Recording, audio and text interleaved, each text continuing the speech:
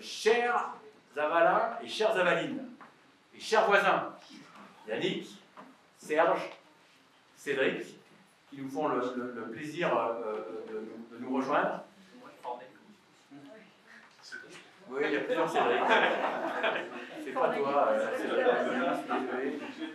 J'ai aperçu Cédric, le sénateur de Savoie, je vous remercie de sa présence. Bonsoir à toutes et bonsoir à tous.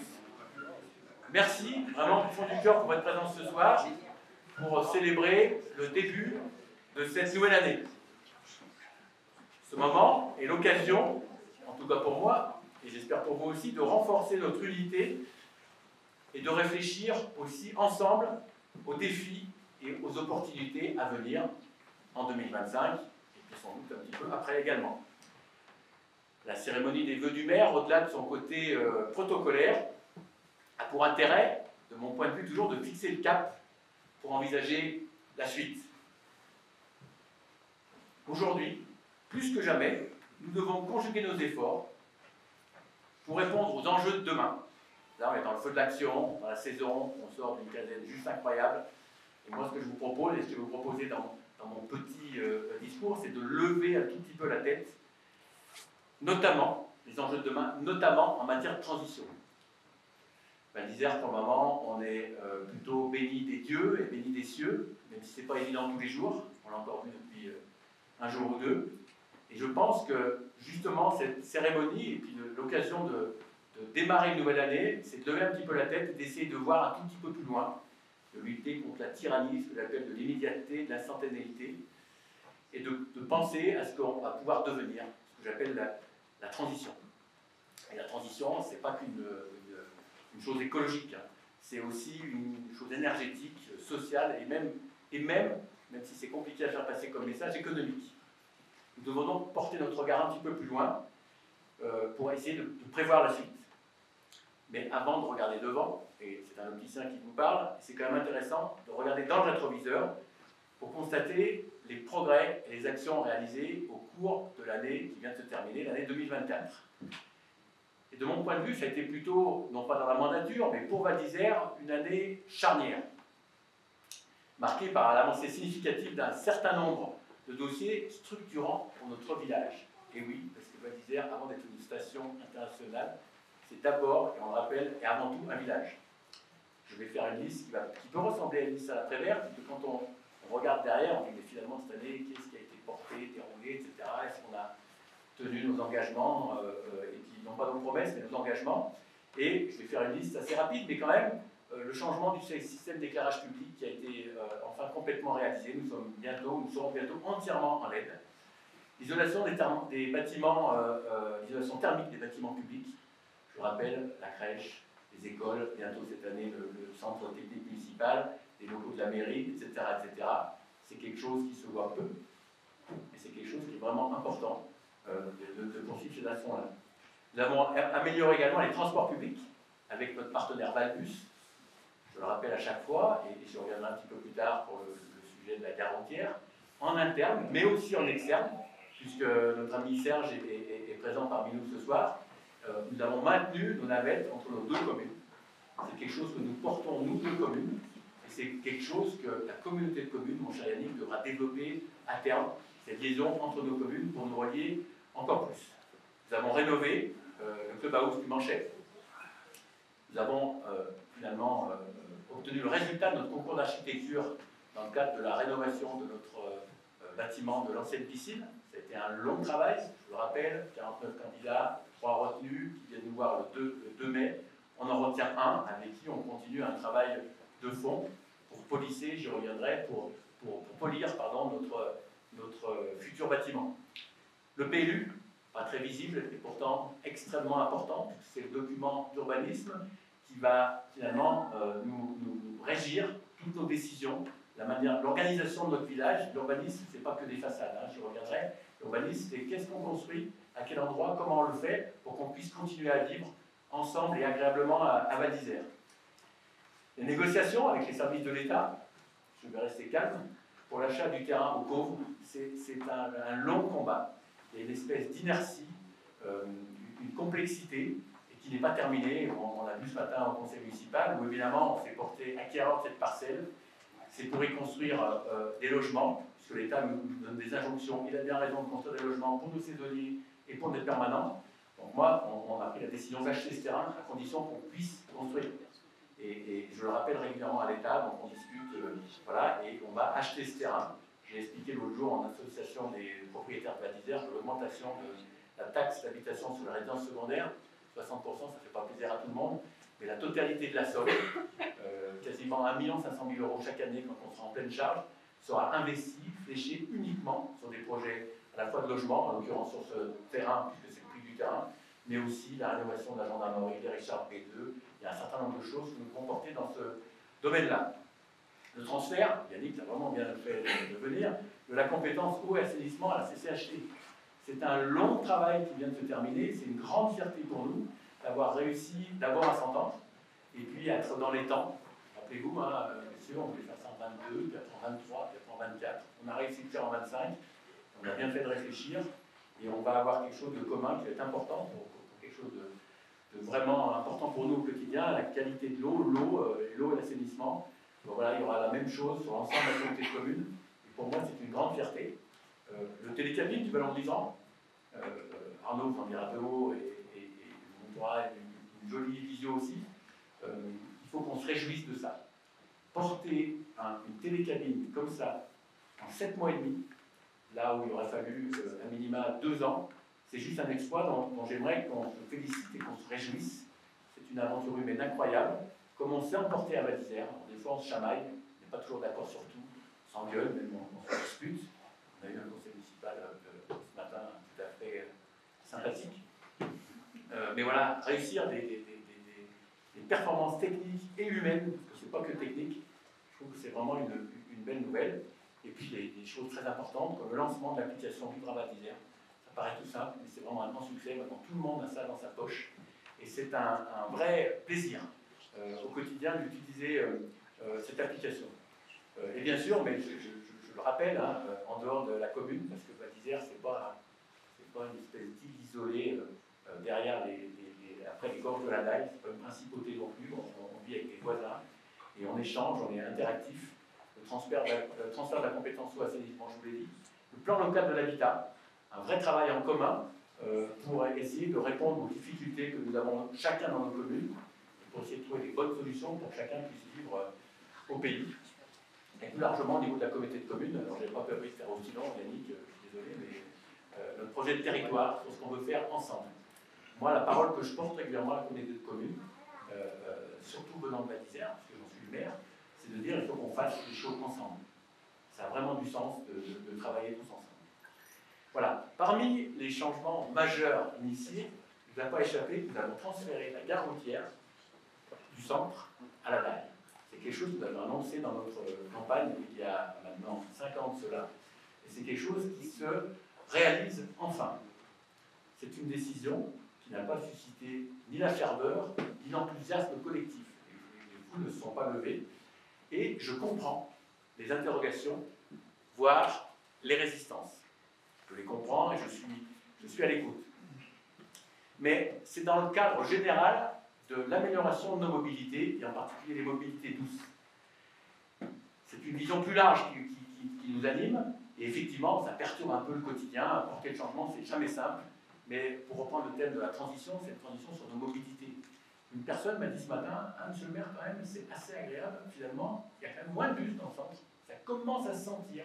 On est sur quelque chose d'un petit peu plus apaisé. Il y a encore de la circulation, hein, si vous avez des doutes, mais voilà, c'est la volonté d'adopter des solutions qui répondent d'abord aux défis environnementaux. Vraiment, c'est important. Hein. Nos clients, ils viennent de loin pour la plupart. On a fait un bilan de carbone sur l'année 2024. On nous explique que oui, nous avons une clientèle internationale. Et oui, notre bilan de carbone du fait que notre clientèle vient d'assez loin, majoritairement, il n'est pas extrêmement favorable. Il est même moins bon pour le coup que nos voisins, ou bien évidemment des arcs où on va un petit peu plus loin.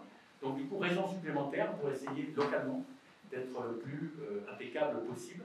Je rappelle un petit peu les sommes, hein, c'est qu'en dehors de ce qui est traité par la DSP de remontée mécanique sur la circulation en interne, c'est 580 000 € d'argent public qui sont mis dans l'amélioration de nos mobilités, avec évidemment notre partenaire Valbus, des bus, il y en a 10 électriques, à terme, les 18 seront électriques. Je ne sais pas s'il y a d'autres gens qui ont fait ça, mais nous, on est plutôt fiers d'avoir fait ce mouvement-là. Je trouve que c'est vraiment porteur. Alors évidemment, ce changement, ça modifie nos habitudes, ça modifie nos repères. C'est jamais facile. Et bien sûr, on n'a pas été impeccable sur tout. On n'a pas prévu tout nickel. Il y aura donc des ajustements. J'ai dit, je répète, pour envisager cet avenir durable. Et je pense que dans une dizaine d'années, on dira, mais comment on pouvait imaginer continuer à laisser les bus arriver en plein centre-ville, décharger les gens dans un endroit qui était plutôt une dead zone, pardonnez-moi l'expression, il n'y avait pas de zone d'accueil, il n'y avait pas de toilette, il n'y avait personne pour vous renseigner. C'était au milieu de nulle part, mais c'était au centre. Voilà, donc du coup, ça satisfaisait un certain nombre de personnes, mais je suis persuadé que nous sommes dans le vrai, que le projet n'est pas figé et qu'on va encore l'améliorer et l'ajuster. Et pour ça, je remercie également les personnes qui travaillent là-dessus, parce qu'on peut critiquer toujours les choses qu'on a faites. On a réfléchi, on a bien vu qu'on n'a pas fait tout juste, on a déjà modifié dès le premier week-end, dès le deuxième, etc. Et je suis persuadé que nous serons, c'est une expression que j'aime beaucoup, impeccable à la fin. Impeccable tout de suite, c'est finalement pas si simple. C'est un levier important pour réduire la congestion du centre-village, je vous l'ai dit, on l'a entendu. Il y a encore trop de navettes qui circulent, encore trop de choses qui ne sont pas au point, mais c'est l'action de base. On voulait le faire, on l'a fait. Favoriser nos mobilités douces et limiter l'empreinte carbone. Voilà, je vous l'ai dit, dans quelques années, on nous dira bah, finalement, oui, ça respecte un peu mieux l'environnement, c'est plutôt innovant et c'est plutôt finalement quelque chose qui va nous permettre de faire ce travail important sur nos mobilités et pas juste prendre sa bagnole, se poser, se garer, etc. C'est ce que j'entends beaucoup. Voilà, moi j'ai beaucoup de papier et je trouve que c'est plutôt une bonne chose. Merci donc à toutes et à tous pour votre compréhension par rapport à ce transfert. Jean-Paul qui était comme ça, il a raison, parce que une fois que je suis lancé, après je m'arrête plus, c'est emmerdant. J'avais promis que ça durerait 8 minutes, mais je crois que j'ai déjà dépassé le quota. Un deuxième engagement collectif majeur que je tenais à souligner, c'est le Critérium de la première neige. Le Critérium, c'est un événement qui, à mes yeux, incarne à lui seul l'esprit de notre village. C'est pas une course de ski, c'est une course de ski, hein, j'ai compris qui ont fait courir des gens, etc. Mais vraiment, c'est bien plus que ça. C'est un rassemblement, c'est une mobilisation de tous, c'est un travail incroyable qui est fait évidemment par les services de la commune, évidemment par le club des sports, par nos volontaires, nos socio-professionnels, les hébergeurs, les commerçants, tout le monde. Et cette année en plus, avec un soutien financier de la CCHT. Et je remercie évidemment les maires de la communauté de communes d'avoir fait ce soutien-là. Mais pourquoi c'est important de continuer cet événement? On va dire, c'est bizarre, il parle de durable, il y a moins de neige, on continue à faire des courses de ski. Et c'est au-delà de ça. C'est au-delà de ça, c'est une capacité à nous rassembler, à nous fédérer, et j'aimerais qu'on voit encore plus large, et qu'on le fasse dans le cadre d'une transition que je vais appeler sociale. Si tous les enfants de la communauté de communes pouvaient, à terme, avec une mobilité qui soit le plus durable possible, venir assister à cette course, pour découvrir Val d'Isère, d'abord, c'est beau, c'est important pour le moment, ce qui est beau, mais aussi avoir l'esprit festif autour d'une compétition. Après tout, on vit en montagne, et le ski, ça fait rêver beaucoup d'enfants. Donc voilà, je voulais insister sur ce critérium qui est, on me le dit à chaque fois, Patrick, c'est le phare de la saison, c'est ce qui lance notre saison, on continue à le faire, etc. Je rappelle, et je le rappelle souvent, que c'est quelque chose qui est porté d'abord et avant tout beaucoup par la commune de Val d'Isère, avec l'aide maintenant de la communauté de communes, de la région, du département, etc., mais quand même beaucoup par la commune de Val d'Isère. Et je remercie tous les acteurs, parce qu'ici on a un peu ronchon, moral, c'est compliqué, les chambres, on nous demande, c'est pas assez cher, on pourrait gagner mieux notre vie. Voilà, bon, le critérium, on arrive à le sortir chaque année, et j'espère qu'on continuera à le sortir un certain nombre d'années encore, avec le soutien de tous, et en fédérant le plus grand nombre.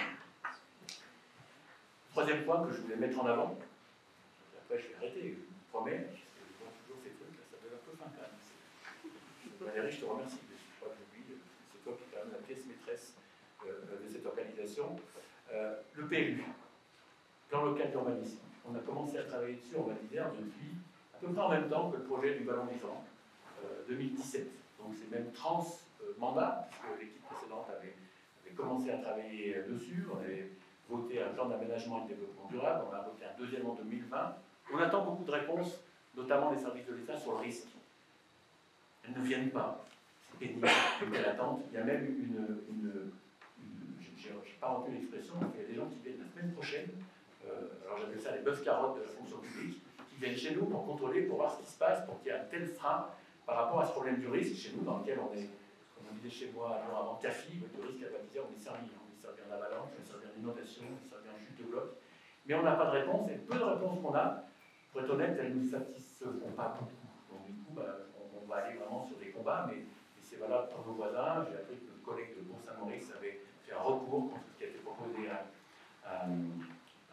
sur la commune de Bourg. On n'est pas d'accord là-dessus, et on échange, on nous explique qu'il faut qu'il y ait beaucoup de compréhension, etc. Nous, il y a des choses qu'on ne comprend pas. Le PLU, c'est beaucoup plus qu'un document technique. Hein. Ce que je voulais vous dire, c'est un espèce de contrat moral, c'est une vision du village. L'architecte Jean-Claude Bernard, je ne vous pose peut-être pas, mais c'est le monsieur qui a 94 ans et qui a été l'architecte, Grand Prix de Rome, l'architecte de la Dalle. On n'aime pas, il est venu ici, nous a expliqué, et il m'a dit, Val d'Isère, il faut que ça reste un village qui respire. Moi, lui, il m'a inspiré pour le coup, il m'a dit, l'urbanisme, c'est pas que des façades. C'est vraiment la fonction des bâtiments, c'est l'espace entre les bâtiments, c'est comment on y vit, c'est une cartographie vivante, une vision vivante de ce qu'on veut pour notre village. Voilà, donc c'est important. Les grandes lignes, je ne vais pas vous les donner dans les détails, mais quand même, c'est évidemment respecter la loi climat et résilience. Donc, moins d'espace urbanisé à Val d'Isère. On a rendu à la nature, on va dire comme ça, 2,5 hectares. Chez nous, c'est colossal. J'applique la règle, je ne la commande pas. J'applique la règle, mais on l'a fait. C'est un travail douloureux. Ça s'est fait notamment sur des parcelles communales, sur lesquelles on pouvait espérer soit construire du logement correctif, soit les céder pour financer des grands projets. On a fait le job. Il n'y a pas d'amertume, il y a beaucoup d'incompréhension sur le fait que cette loi elle soit appliquée de la même manière de partout sur le territoire national. Je rappelle qu'à Val d'Isère, 98% du territoire communal, c'est des espaces naturels, agricoles, forestiers, et 60% du territoire communal est classé, protégé, soit entre le parc national de la Vanoise, soit par la réserve de la même, quand on dit on va construire moins. En moins haut, on va classifier à tel endroit, on va figer certaines destinations, on va obliger certains promoteurs à réserver une partie de leur programme pour les habitants. C'est compliqué à porter, hein. Il faut être pushy. Et on a essayé de le traduire, et aussi c'est des discussions, des négociations, parce qu'on n'est pas toujours d'accord, pour avoir cette vision. Et moi, à titre personnel, pour éviter de continuer à délivrer des décisions administratives, des permis de construire, avec un document d'urbanisme qui ne me convient pas. Et celles qui ont été délivrées, les travaux, les chantiers que vous voyez, et Dieu sait qu'on en parle, des chantiers, des choses qui correspondent à un document qui n'est plus d'actualité et qu'on veut changer.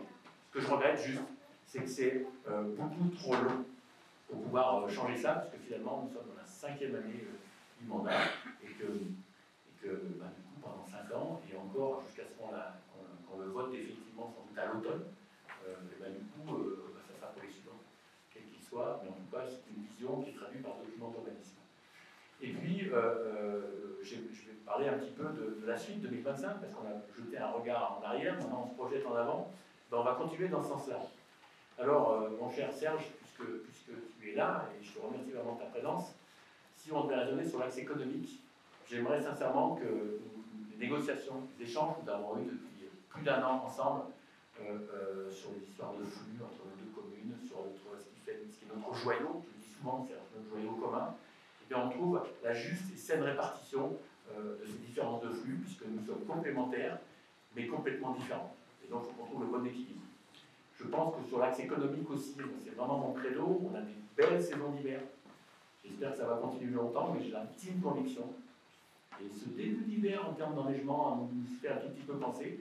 On a plutôt intérêt de profiter de cette richesse actuelle pour penser le Val d'Isère de demain, la transition pour demain, et ça passe notamment par le fait de développer notre été, d'une manière ou d'une autre. Alors, tout n'a pas été parfait. Moi, j'ai connu l'époque où il n'y avait pas d'été, ou alors c'était vraiment très concentré sur le 14 juillet au 15 août.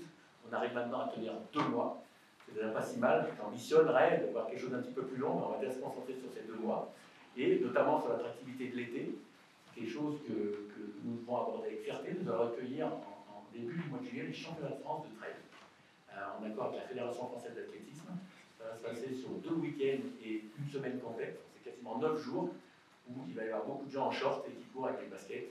Et je trouve que c'est plutôt une bonne nouvelle parce qu'on a un espace REM qui est juste extraordinaire, mais qui est relativement méconnu. Il y a un sujet qui me tient à cœur, j'étais encore cet après-midi avec Caroline, on va continuer à œuvrer pour les populations en difficulté. Parce que Val d'Isère, il y a beaucoup de choses qui brillent. Il y a beaucoup de choses qui brillent. Il y a aussi beaucoup de choses, et aussi beaucoup de misère, il y a beaucoup de difficultés, il y a beaucoup de violences conjugales, il y a beaucoup de problèmes de drogue, de choses comme ça. Et c'est des budgets qui sont plutôt minimes, même si on les a triplés depuis qu'on est arrivé. Maintenant, il y a 4 personnes qui travaillent au Centre communal d'action sociale, et donc c'est important. Il ne faut pas l'oublier, il faut vraiment avoir ça en tête, même si évidemment, il ne faut pas le mettre en avant, mais il y a un travail de fond qui est fait, qui est vraiment important. Et dans le même axe, je dirais social, évidemment, toujours le soutien de l'Action Vivalis, qui sont des partenaires juste incroyables, très pushy pour le coup, je veux dire, on a des discussions des fois qui sont animées, mais voilà, un gros soutien de la population et de la communauté, la commune, pardon, et on va continuer. Et puis, parmi les grands projets, parce qu'il y en a, le cadrage définitif du nouveau bâtiment. L'ex-piscine, on va bientôt le trouver un nom, il y a même un sondage qui va être fait sur l'application, vous avez le droit de vous exprimer sur des choix qui vont vous être proposés. Le lancement de la réhabilitation du bas village, on en a beaucoup parlé ce matin au conseil municipal, c'est quelque chose de phare, c'est le centre du village, c'est quelque chose qui date des années 80, et quand je regarde la qualité du revêtement, de l'éclairage, etc., je trouve que c'est pas très digne. Alors évidemment en hiver, une partie de l'hiver c'est recouvert par la neige, mais je le rappelle souvent, même si on en a beaucoup, la neige à Val d'Isère c'est 4 mois dans l'année sur les routes et nos espaces communs. Voilà, c'est pas pour organiser mieux, j'entends tout, hein. J'entends de tout, c'est pour réduire les terrasses, c'est pour ennuyer les commerçants, etc. Je vous rappelle ma casquette de commerçant. Je pense que d'avoir un centre, cet endroit-là rénové en tout cas, en plus des réseaux qui sont en tout et qui vont coûter très cher à rénover, c'est quelque chose qui est assez porteur. Il y avait une trouée financière notamment, qui nous permettait de le faire sur l'année 25 et l'année 26, et on ambitionne de commencer dès cette année pour la partie la plus centrale, puis après la deuxième partie, ça va se faire sur 2 ans, pour avoir cet espace enfin rénové. Et puis, malgré tout, on n'abandonne pas notre ligne directrice sur la rénovation énergétique des bâtiments publics. Voilà. En conclusion, j'ai été trop long, ça vous le savez, une fois que j'étais lancé, j'avais 2 options. Soit je rédigeais et je lisais ce que j'avais écrit, finalement je ne sais pas faire et je peux être assez ennuyeux. Alors j'espère que je ne suis pas trop pour le moment. Mais Val d'Isère, on l'a dit pendant la campagne, doit rester un village avec des habitants, de la convivialité, un patrimoine matériel et immatériel qui apprécie les vacanciers et qui font notre différence et notre force. Si on perd ça, on perd tout. Notre domaine skiable sera toujours impeccable, notre architecture elle sera toujours ce qu'elle est, mais à l'intérieur de l'architecture, ce que vous êtes vous, et une fois de plus je vous remercie, c'est des habitants et c'est vraiment important de perdurer dans cette voie-là. Sinon, j'ai dit le jour à la vie aussi, l'association de propriétaires de Val d'Isère, qui n'était pas très contente de leur taxe augmentée, j'ai dit, vous savez, moi je me bagarre pour qu'on garde les habitants ici. Sinon le risque c'est très très vite, et alors très très vite, on passe de 1600 à bien moins de 1000, et là on perdra beaucoup et nos vacanciers perdront beaucoup. Voilà, j'ai écrit, j'espère ne pas avoir été trop long ici, là j'ai merdé, je suis beaucoup trop long, mais c'est pas grave. Mais ce que je voulais vous dire, c'est que finalement, les opportunités de m'exprimer, ou de réfléchir à l'action de la collectivité, du conseil municipal et finalement du maire, elles ne sont pas si nombreuses. Et donc du coup, avoir le temps de réfléchir, de rédiger, j'ai passé une partie de mon week-end, après j'ai été aidé, mais quand même, parce que je dis, mais Martin, qu'est-ce que tu vas leur dire? Pas trop les ennuyer, mais en même temps leur dire ma vision des choses. Ben, moi, ce qui m'anime, c'est vraiment ça. C'est de garder un village d'abord qui va tout donner. Moi, je suis arrivé comme saisonnier ici il y a 40 ans. Et j'aimerais que ça soit encore possible pour d'autres personnes et qu'ils puissent continuer à faire vivre ce village qui connaîtra des transitions, des changements sur les thèmes que je vais développer. Voilà, c'était la 5e. Alors, il y en aura une 6e l'année prochaine.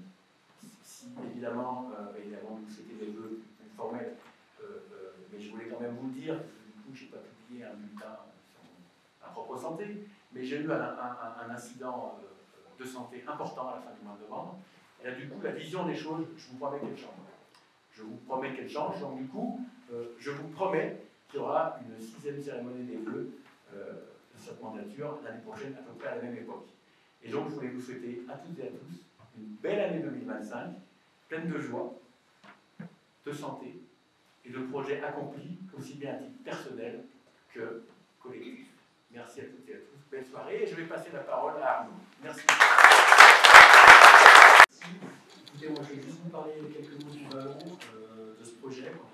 ensemble. Je pense qu'il y aura plein d'autres projets, on a plein d'idées aussi pour la diversification et plein de choses, mais on doit s'y atteler rapidement parce que c'est vrai que le Vallon, c'est le parfait exemple. On a commencé en 2017, on a eu le permis en décembre 2024 et 2023. Et du coup, tout s'est accéléré, donc c'est vrai que le temps pour faire des projets, c'est compliqué, il faut beaucoup de temps, c'est beaucoup trop long. D'ailleurs, les coûts du projet en 2017 et aujourd'hui, j'imagine que ça a bien augmenté aussi. Bon, en tout cas, on a pu le faire, donc un très beau projet mené par très chères des équipes de Mazia Téléphérique, où il y a Benoît qui est ici, c'est toutes ces équipes qui ont pu mener ça, donc bravo Benoît et toutes les équipes. Donc c'est un projet qui a été fait initialement sur 2 années. L'été dernier, il va y avoir des premiers travaux, et cet été, les autres travaux. Donc on a eu, quelque part, on a tellement attendu cette autorisation longtemps, dès qu'on a eu finalement une fenêtre de tir pour le faire, on a dit on le fait. On va tenter, un pari pas simple. Donc on s'est concentré, enfin, je ne sais pas si vous avez eu l'occasion d'aller là-haut, on s'est consacré dans un premier moment sur la partie fonctionnelle de l'installation, donc la remontée mécanique, tout le volet esthétique, service, ça viendra l'année prochaine. Il manque encore les toilettes, il manque encore l'habillage, la pierre, les ardoises, etc. Tout ce volet-là, on aura tout le loisir de le faire l'année prochaine, il faut absolument que ça fonctionne.